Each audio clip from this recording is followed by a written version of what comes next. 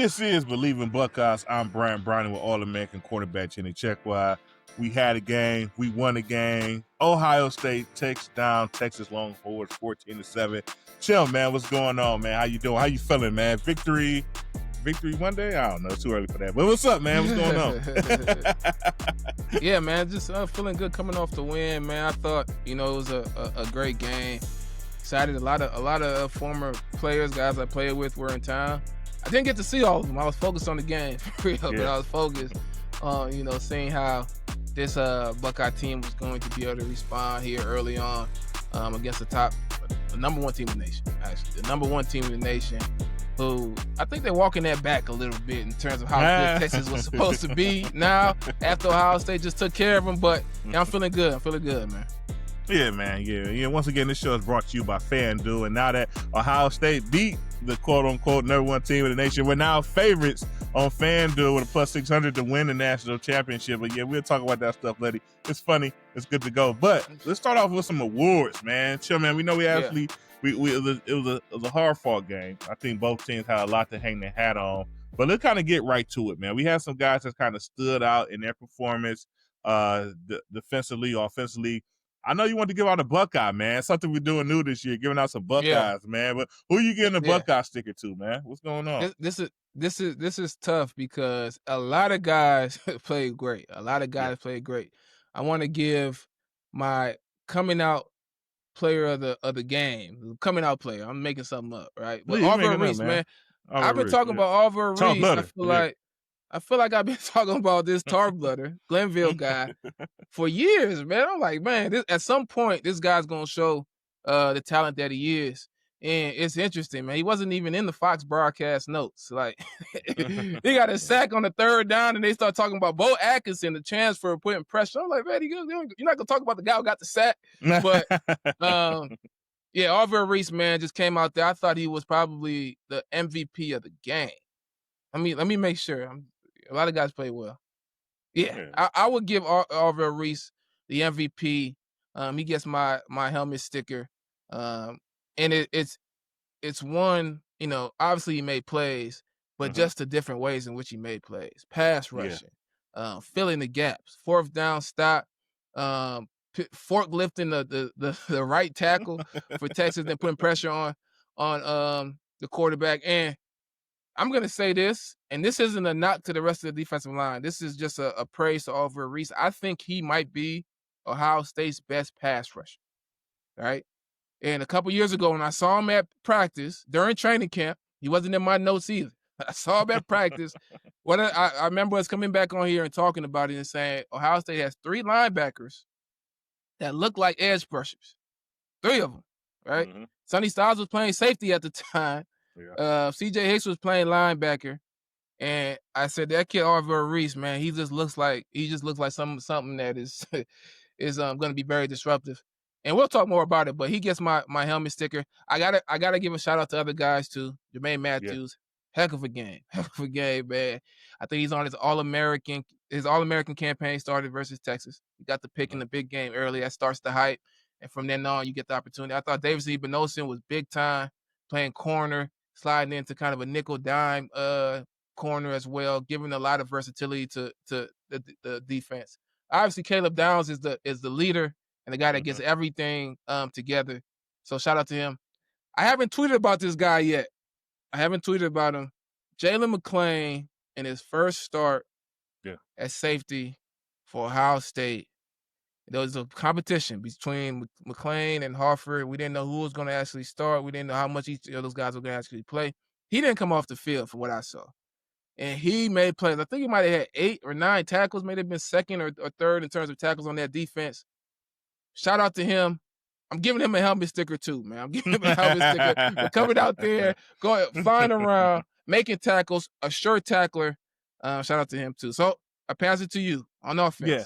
Or general. Who's your guy? Yeah, man, no, general, man. Don't stick me with the offense, man. No, but you did good. I'm looking at I put up the stats. You got literally the top 3 tacklers. Davidson had 10, 4 solo tackles. Arvell had 9 tackles, 4 solo, 1 sack, 1 tackle for losses. And Jalen McClain, 8 tackles, 5 solo tackles, and obviously, like you said, we all those guys played great. You only gave us 7 points. I think the only touchdowns in the fourth quarter. You did a lot of things well, especially with all the hype coming in around Arch and Texas and what they was going to be able to do on their the start of their number one season and their revenge tour from what happened in the play. All that stuff. Guys played great. But I want to give us a sticker to Julian Sayin, our quarterback, going out there in his first start. I mean, Coach Day it wasn't a challenge, right? But he got to me and said, look, it doesn't have to be pretty. You just got to win this game. Figure out a way to win this game. And when it came down to it, he actually made it look a little bit pretty, right? I mean, I think he made great decisions. Right. He made great decisions all day.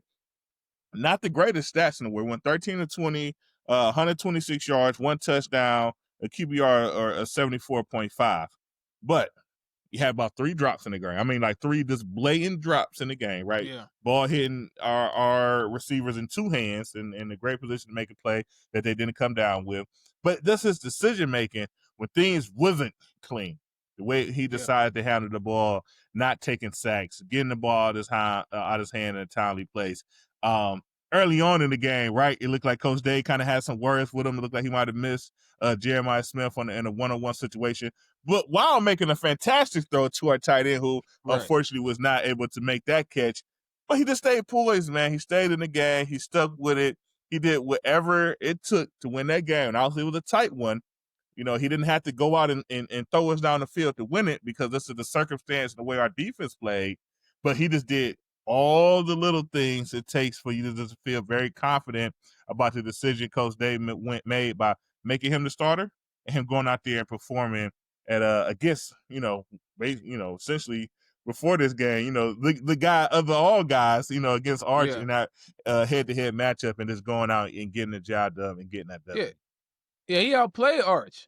Like, I mean, let's be honest. A lot of the talk post-game is, did Arch play bad? Or was it, Patricia's defense and Ohio State defense who limited him? Let's keep it all the way real. Julian Sayin outplayed Arch Manning. He was the better quarterback. He was simply the better quarterback, and he would have outplayed him even more had the coaches really dialed up some plays that could showcase what Julian Sayin can do. They didn't. I mean, they did what I thought was responsible and, trying to ease a young quarterback into the game. But as Ryan Day said after the game, like, I think he was ready for more. Like, I think he had the potential to be ready for more. I saw a few plays where, I guess I wouldn't say I was nervous, but they're plays that should make you nervous. A defensive end coming free. Who's the DN? Colin Simmons? Is that his name? Colin Simmons, yep. Mm-hmm. Yeah, coming free off the edge to hit Julian Sayin while he's trying to execute the screenplay. Guy in his face, sidearms to throw right into the hands of Jeremiah Smith. Another play where he got pressure in his face. And it looks like he doesn't really have room to get the ball off. He just throws it at the tight end's feet, but he sidearms it. It's actually a pretty throw to throw the ball away, right? The decision make one time in the end zone, they're backed up in the end zone. He's sprinting out to the right, guy in his face. He delivers the pass. He jumps in the air, gets rid of the ball. It's a completion to Carnell Tate, who does a great job of adjusting to the ball, coming back and making the play. And they talk a lot about the catch, and it was a great catch. But Julian Sayin, to me, looked like a veteran quarterback executing that offense. You mentioned the drops. If it wasn't for those drops, he would have had a much better stat line. And his worst pass of the day, in my opinion, was a touchdown pass to Carnell Tate, which is kind of crazy, honestly. And Carnell Tate, shout out to him. He had a good game. I thought he did a good job blocking, et cetera. But they didn't put a lot on his plate. But Julian Sayin played better than Arch Manning. To me, it was clear. He didn't get to do as much, but even in limited, opportunities, he made good plays. And I thought it was funny that they really talked about, Coach Day talking to him about, get the ball to Jeremiah Smith. He's open or whatever. That was interesting. I believe that was the discussion. But at the same time, that was literally his first pass of the game. Like, they ran the ball 4 times in a row or 3 times in a row, whatever. And then it's 4th down. They throw the first pass and quick decision. Oh, do I throw the ball deep? Nope. I'm taking this short first down right here. Yeah. And he delivers a pass on the money, and Max Clare drops the ball. So I was so impressed with him and the way he handled that game. And while it was a close game, 14-7. Texas had a chance at the end of the game to go out there and tie the game up. I don't think it should have been that close. I honestly don't think. I think if Hartline and Day put a little bit more on Julian Sayin's shoulders, dialed up a little bit more in the pass game, I don't think it's that close to that close of a game. It's the same thing in the not national championship, but in the playoff game when they played Texas.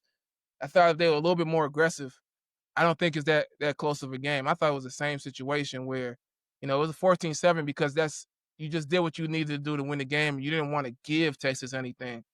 But Julian Sayin could have extended that lead much more based on his passing, in my opinion. Yeah, I hear you. And on the day, obviously got to shout out Jeremiah Smith. I think it was 6 catches, 40-some yards, no touchdowns. Carnell Tays, you stated 2 catches, one great one on the sideline, and obviously the long one, I think, was a 40-yard pass for the touchdown there. Yeah, so I think when it comes down to it, watching the game and, from both sides, obviously Ohio State did great. They was very clean. I think they had 2 penalties on the day. No turnovers. Defensively, they were able to get a turnover. Well, I mean, I think on 4th down, what was it? 4th down, Texas went 1 for 5 on 4th down. Right? I mean, that's the defense that's standing up there and winning the game. Because this game was tight, right? 14-7. You started diving into all the numbers. Texas outgains us on the day. They have about 330 yards, 170 passing, 160 so rushing to our 200, right? And so we didn't run the ball particularly well, but in certain areas when we really needed it, we got the job done.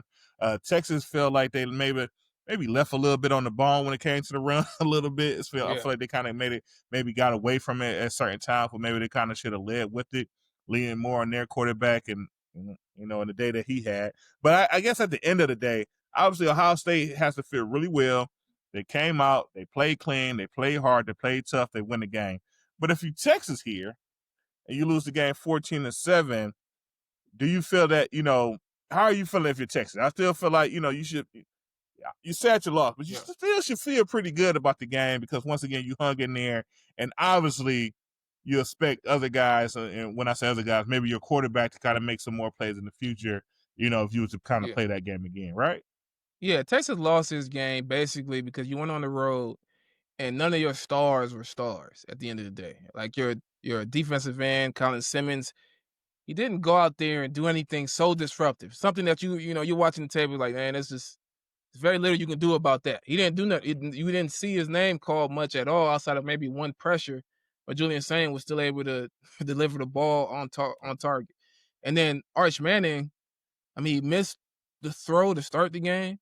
He missed throws in the middle of the game, and he missed a throw at the end of the game that could have put them in position to continue to be able to try to tie the game up and make this a game in the end. So the guys who are your players, who at least everybody has seen do some things last year and have communicated that these guys are going to be stars, didn't do anything that made them look like stars in a big game.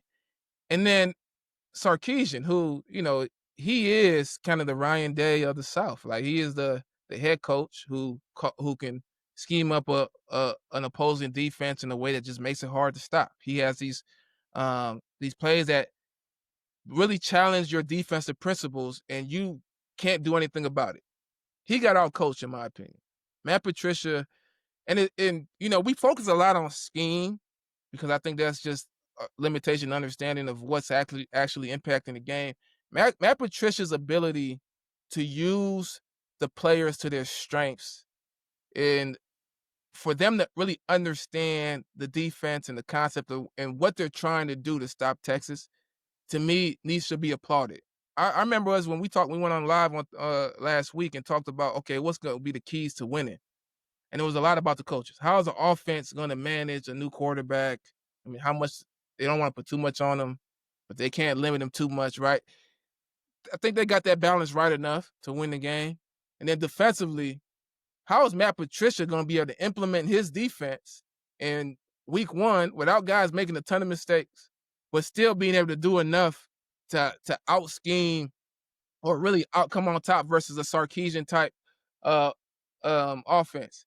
And at the end of the day, what it came down to is something that I haven't seen a lot maybe a little bit, maybe more last year, but the past few years where we had some challenging defenses in big games, we always lost pre-snap. You remember Oregon game when we watched the Oregon game, and we're like, man, the game they lost his play on third down before the play call comes in late.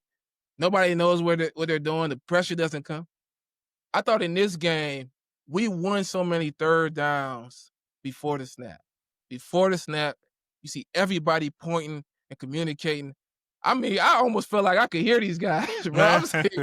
I'm seeing pointing here. I'm like, oh, so he's telling Sanchez to do this. Oh, they're saying, look, watch the the crossers.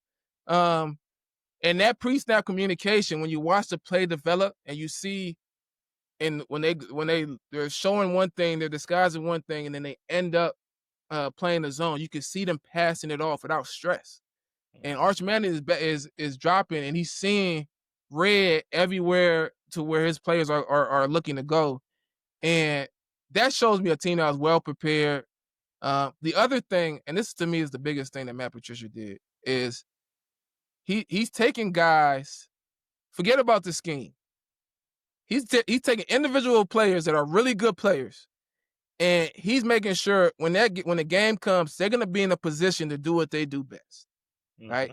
So there's the flexibility of this defense, right? You see Lorenzo Styles, who's the nickel corner. Sometimes you're going to see him back at free safety, and you'll see Caleb Downs at the nickel, right? You'll see Jalen McClain up, because this is we're in a nickel defense, but we really want to stop the run, right? But then when we want to stop the pass, you see Lorenzo Styles out there guarding receivers, et cetera. So I thought the way he orchestrated that defense and making sure those guys were well prepared for this game was impressive. And I thought that was probably the biggest key to this win for Ohio State, in my opinion. Delete Me makes it easy, quick, and safe to remove your personal data online at a time when surveillance and data breaches are common enough to make everyone vulnerable. Yeah, I mean, your data is a commodity. Anyone on the web can buy your private details. This can lead to identity theft, phishing attempts, harassment. But now you can protect your privacy with Delete Me. And we saw with Michigan, cyber crimes, stealing signals. Stealing. You want to protect your data, especially in the game of football, when you got certain teams that got a certain history of doing certain things that's, not always above the bar, I guess. Yeah. And with data brokers, your name, your contact info, your social security number, your home address, even information about your family members, it's going to all be compiled by data brokers and sold online. So you got to protect your data. So anything you can do to protect yourself from that and save your time and save your peace of mind, you got to go with it. And that's why we are endorsing Delete Me. Take control of your data and keep your private life private by signing up for Delete Me now at a special discount for our listeners. Today, get 20% off your Delete Me plan by texting PRO to 64,000. The only way to get 20% off is to text PRO to 64,000. That's PRO to 64,000. Message and data rates may apply. Yeah, no, I think that's said very right. Because even up front, right, you see it on the defensive front. You got Arvell Reese in the line. You see him in several different spaces. Sometimes he's spying. Sometimes he's lining up and he's coming. You got Bo Atkinson, who's usually at the end. He's inside. He's at nose at some positions at certain times when there's non-passing situations. And you're just mixing guys in. Get CJ Hicks some reps in at the edge position. You got your younger defensive tackles, and kind of learning to play. But like you say, it was beautiful to see, because like you say, it's week one. Like, I think with our previous defensive coordinator, like, I think he used to even say, like, it used to take 2 or 3 seasons for guys to understand everything I'm trying to put in play here and things of that nature. And so, and Matt Patricia, who's in the NFL, and we know NFL playbooks are like this compared to college playbooks that use it like this, like how he came in and was able to, get understanding of what guys do and put them there and let them win, right? And, and not make things too difficult for them. That's the key thing. You just highlighted the key thing, because Nose is more of it felt like a scheme-focused defense. And this isn't a knock on Nose. Nose to me is a top defensive coordinator in college football. Yeah, that's for sure. Yeah. And he has a scheme that's effective and works, and he brings those players and he fits them into that scheme. Matt Patricia, you just mentioned a NFL playbook, all these things you can do. But it's a player-focused scheme where I got talented guys, and based on what they're good at, I could find the right defense to stop stop what you're trying to do, right? And it's so evident. Everybody's going to talk about Matt Patricia's play calling, but it's not necessarily the play calling. It's getting the players in position to do what they do best. Even Nosen being the outside corner, bringing in Devin Sanchez, who could play. We know Devin Sanchez could play good man-to-man coverage. Obviously, he's a young player. He's going to grow or whatever, but he's a man-to-man corner. He could play on the outside. We're not going to give him more than that. I could take Eben Nosen, I could put him inside. He could pressure. He could tackle. He could cover inside. And now to the quarterback, it looks like everybody's playing man, and all these guys know what they're doing. They could drop in zone coverage. That's hard for an opposing coach and an opposing quarterback to recognize. But Arvell Reese, and I want to be careful when I say this, right? Because this isn't, I'm not minimizing anybody else to say this. Right? Yeah, man. Everybody is who they are, right? We know how good those Ohio State defense is. Arvell Reese might be the best defensive player on Ohio State defense, or at least that's saying equal, a lot, man. Or at least equal to a Caleb Downs. That's saying a lot. And the reason why I say that is because I think me personally, I may be getting ahead of myself because there's only week one. I think he's the best pass rusher on the defense. Now you got a linebacker who on 4th and 2 is filling the gap, hitting the running back and stopping the play. On 3rd and 8 is lined up, standing up, forklifting the right tackle, and pressure on the quarterback. Yeah. Right? On 3rd and 10 is lined up over the guard, rushing, right? Pushing the pocket, forcing the scramble, spinning off, making a sack, right? And as you mentioned, 3rd and 7, he's spying the quarterback, right? The ability for him to do all those things, and for Matt Patricia to say, okay, I'm gonna take one defensive lineman out, I'm gonna bring a cornerback in for coverage, I'm gonna slide my other corner inside, I'm gonna keep my nickel and my 2 safeties out there, and I'm gonna put Arvell Reese on the defensive line, and we're gonna get a great pass rush from him. Yeah, we might got better at the rush at this point. Yeah, that's scary. Right. That's scary to say. But no. But I gotta stick to a point because, like, you keep saying, he forklifted the offensive lineman. I'm an offensive lineman. I played offensive. I played with some great guys. I played with James Laurinaitis, Marcus Freeman. Coach of Notre Dame, multiple levels as an offensive lineman. You're not really worried about the physicality of a linebacker, right? You're like, a linebacker come and like, okay, let me loosen up because he's gonna try to run. Even if he runs to me, he might bump me. I might take a step back or something, but I'll be fine. He's not gonna run me over. And I need to, get ready for his speed to make sure he doesn't beat me to a point because he's a smaller, quicker, faster player. But him just to go head to head with a guy and just physically win, right? And and for him, obviously it's routine. We do. He wins. And for the offensive lineman to be shocked, like, wow, like, what just happened here? I lost. It gets in your head. It's not the norm. But, once again, you speak to the talent that Arvell Reese is on this defense. Like you say, he might be, like I said, this week one, you don't want to, Caleb Downs is still Caleb Downs, but he might be the top talent here on this Ohio State defense. Don't get it twisted. Caleb Downs is the most important player on the defense. If you would just watch him, just watch pre-snap communication and watch Caleb Downs talking to the defense, figuring things out. So he is the most important player. But when I'm talking about ceiling, right? If you're drafting players in terms of impact, a lot of times that guy who could pass rush becomes a more impactful player or a more important player for you from a draft standpoint, from a value standpoint. And I think Arvell Reese's pass rushing ability potentially gets him there. But what I want to get to is, there's a lot of stuff to be happy about. There's a lot of stuff to be excited about. Uh-huh. The thing that's challenging when you win a game early like this, instead of losing the game early like this, sometimes you don't pay attention to the things you got to get better at. So from your perspective, what did you see that you think there's some improvement? They're going to need to be improved to make that run to be a national champion. Yeah, I think the offensive line played great. I think it talked a lot about the depth of the offensive line and the things that they could do. But we have to be better as a unit at running the ball.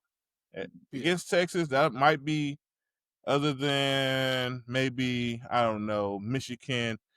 This might be our toughest team to run the ball against. The SEC, they keep big guys up front that's known for trying to stop the run and things of that nature. But we only got 2.3 a carry. That's not good enough, right? We got James Peoples, we got the transfer, we got I'm sorry, what's our backup name that scored the touchdown? CJ Donaldson. Donaldson. They played, I think, basically all the snaps at the running back position in this game, and 2.3 on the day, just not good enough. So we got to figure it out. We got to look at everyone and figure out what happened there. Was it the backs? Were they not, getting more when there was more to get? Is it the push? I know we got some great clips of our offensive linemen getting some great movement against Texas front going across the internet, but that's one play. What happened to plays before that in those certain situations? Do we need to look at the quarterback? Obviously, Julian Sayin is not a runner, but what do we have there? If they're kind of crashing in on the edges, us taking a little bit something and getting around the edge for him. We have to be better if we want to be national champions. It can't be 2.3 for the season. We can't be losing the rushing battle in some of these big games. Obviously, we got away with both on Saturday, but we gonna have to kind of take a look at that and address it. How about you? What you got? Improvement. Yeah, I think that just from a pass rush standpoint, I think we can get some more pressure, especially from the defensive ends. I know they were disciplined in their rush, right? They wanted to keep Arch Manning in the pocket because he's a guy who can scramble. I thought they did a good job of executing the game plan, but I do think there's some room to be more disruptive. If you look at the game, for most of the game, Arch Manning had a pretty decent pocket. There wasn't a lot of guys. There wasn't a lot of room to throw the ball to guys. He had a pretty decent pocket. Everybody executed the game plan pretty well, but we need some disruption. One-on-one matchup, beat some guys. Arvell Reese was beating guys.